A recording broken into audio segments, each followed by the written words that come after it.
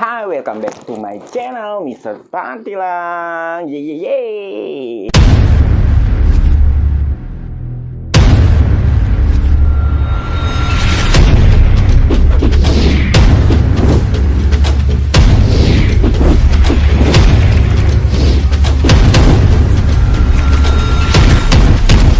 Sesuai sama judul yang sudah saya cantumkan di video ini, kita akan lihat program kerja unggulan dari tiap-tiap paslon yang akan bertarung tanggal 9 Desember 2020 nanti. Siapakah program kerja yang terunggul ya daripada yang terunggul? Kita saksikan bersama-sama ya. Ya. Nonton sampai habis ya. Tapi jangan lupa sebelum nonton, tetap subscribe channel ini supaya channel ini bisa berkembang lebih luas lagi. Terima kasih. Seperti yang sudah diketahui bahwa kedua calon sudah membuat program kerja dan visi misi sebagai salah satu syarat utama untuk maju menjadi calon bupati dan wakil bupati Luwu Timur. Faktor kesehatan, faktor pertanian, dan juga faktor ketenaga kerjaan. Mari kita simak.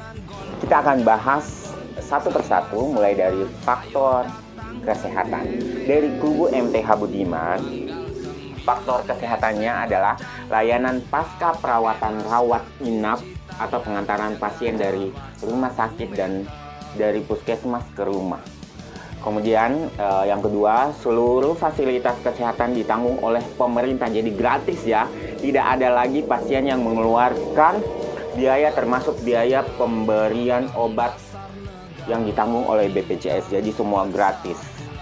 Kemudian yang ketiga, pelayanan rumah sakit satu pasien satu kamar, jadi tidak ada lagi yang bangsal gitu.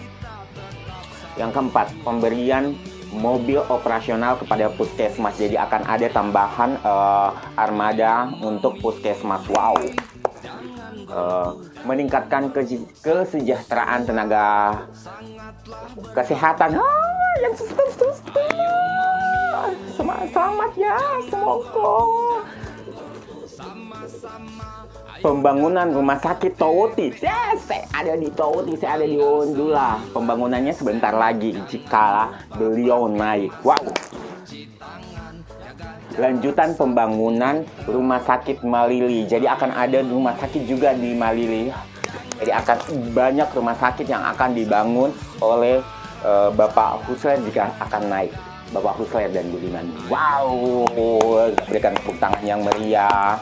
Sementara di kubu 02 yaitu Ibas dan Rio, pada sektor kesehatan, beliau menjanjikan pertama layanan penuh 1000 hari pertama kehidupan, 1000 hari pertama kehidupan, dimulai dari kehamilan sampai dengan usia 2 tahun. Jadi layanan penuh buat ibu-ibu hamil. Wow. Kemudian yang kedua, pelayanan kesehatan gratis berbasis KTP, NIK, dana kesehatan. Jadi semua nanti itu disatukan dalam KTP. Jadi untuk kesehatan dan urusan lain, kalau tidak salah ya, kalau saya tidak salah tangkap.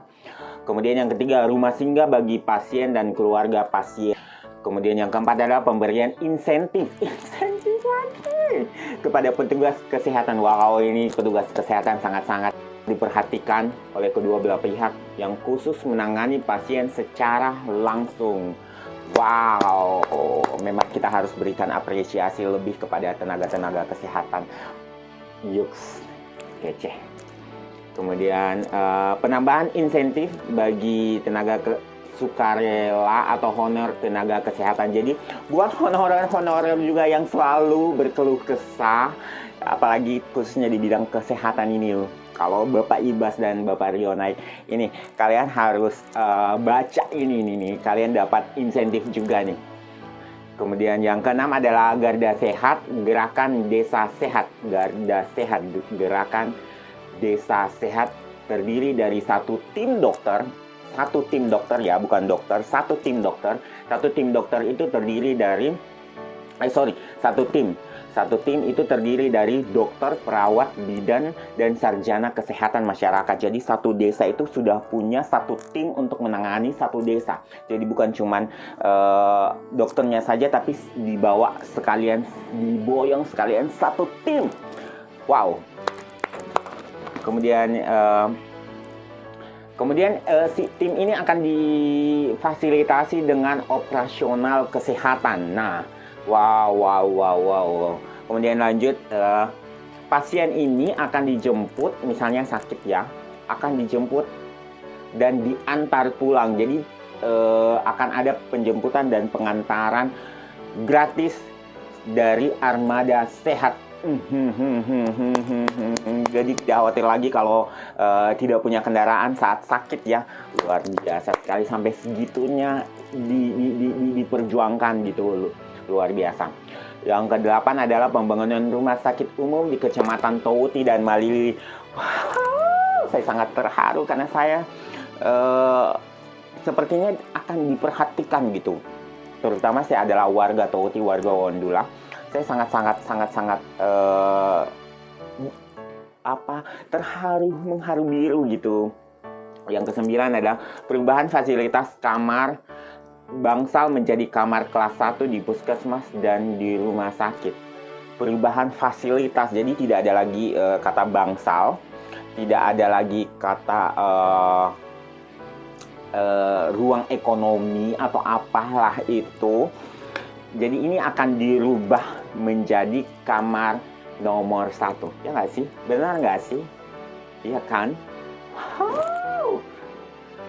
Terus yang selanjutnya adalah penambahan dokter spesialis. Akan ada penambahan dokter supaya semua pasien itu bisa tercover dengan baik. Salut deh. Dan dari sektor pertanian ini, dari Bapak MTH Budiman atau Paslon 01 ini menjanjikan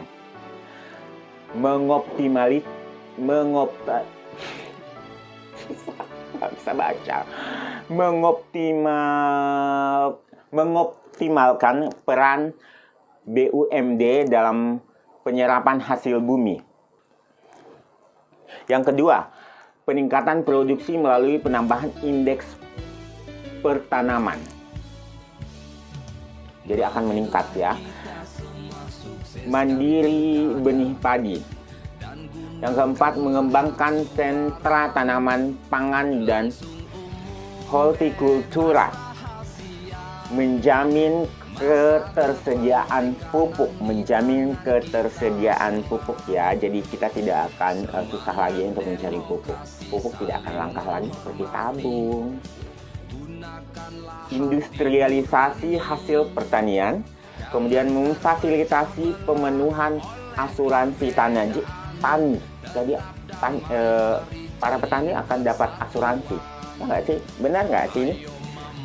Kalau saya nggak salah mengartikan. Memfasilitasi sarana dan peningkatan kapasitas SDM penyuluh, pelaku utama dan pelaku usaha sektor pertanian. Akan ada sarana dan prasarana dari pemerintah supaya akan meningkat hasil produksinya gitu. Kemudian peningkatan ternak sapi dan unggas. Jadi akan ada, mungkin dapat bibit kali ya, dan akan dapat pelatihan-pelatihan, harusnya seperti itu gitu.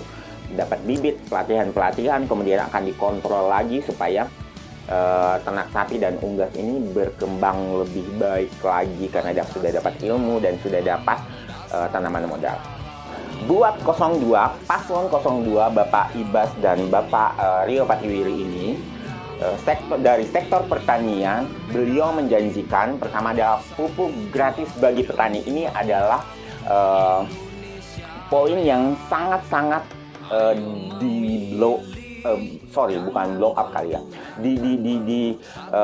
digembar-gemborkan di media sosial. Saya sangat sering sekali membaca kalimat ini bahwa pupuk, jika Bapak ini Paslon 02 ini naik, pupuk gratis bagi petani. Jadi akan ada pupuk gratis ya. Itu janji beliau. Kemudian yang kedua adalah bibit tanaman ternak, ikan, dan udang secara gratis bagi petani. Jadi semua gratis bibit tanaman, ternak, ikan, dan udang ya. Catat ya buat yang peternak-peternak tuh. Alat pertanian gratis bagi petani yang secara adil dan merata. Wow. Asuransi untuk petani yang gagal panen, terkena hama dan puso melalui penginventarisasian lahan pertanian berkelanjutan. Pengadaan instalasi benih padi dan palawija. Kemudian pembuatan laboratorium petani, instalasi penelitian dan penerapan teknologi pertanian. Pengwilayahan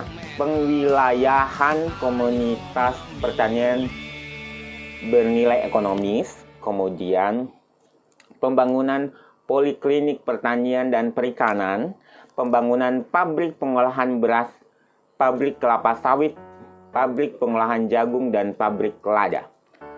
Optimalisasi pabrik rumput laut pasipasi.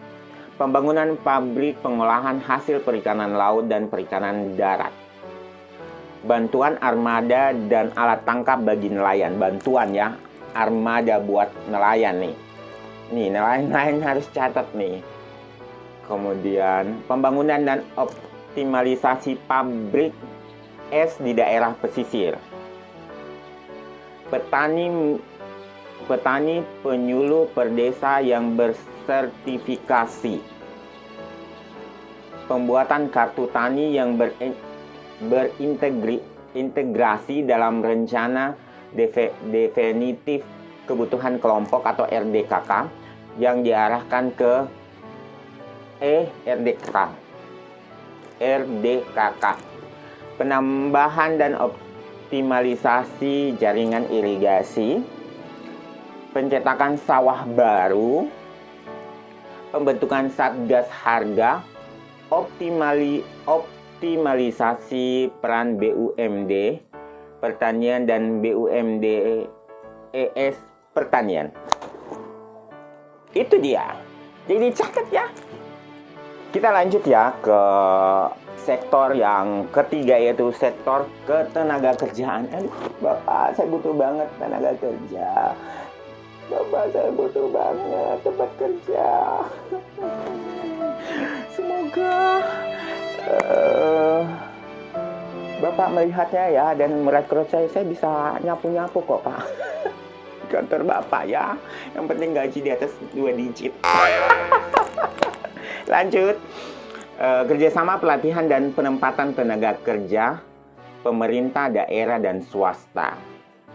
Kemudian yang kedua, pembukaan lapangan kerja baru melalui kebijakan daerah ramah investasi. Akan ada pembukaan lapangan pekerjaan. Saya direkrut ya Pak ya. Nah, kita lanjut ke paslon 02 untuk dari sektor ketenaga kerjaan dan UMKM. Semoga bidang kreator seperti saya, walaupun saya tidak terlalu berkreasi banget sih, itu ada ya di sini ya. Kita baca bersama-sama apakah YouTuber ada. Yang pertama adalah memfasilitasi upah minimum sektoral kabupaten UMSK sektor pertambangan. Yang kedua, kantor cabang pelayanan publik ketenaga kerjaan yang berada di wilayah strategis. Iya Pak, jangan di Malili mulu Pak, jauh banget. Pendidikan atau workshop vokasi siap kerja yang bersertifikasi sesuai standar kebutuhan perusahaan secara gratis. Pembangunan sarana prasarana workshop atau bengkel komunitas usaha di setiap kecamatan. Wow. Menciptakan entrepreneur 1.000 orang setiap tahun. Saya salah satu entrepreneur nggak sih? Semoga ya. Lanjut, bantuan modal usaha ultra mikro dan UMKM tanpa agunan, lebih khusus pada usaha industri rumahan. Saya juga butuh. Saya butuh Pak. kasih saya modal, Pak. Saya butuh laptop yang bagus untuk edit setiap video. Kemudian saya butuh kamera yang bagus, Pak. Kemudian saya juga butuh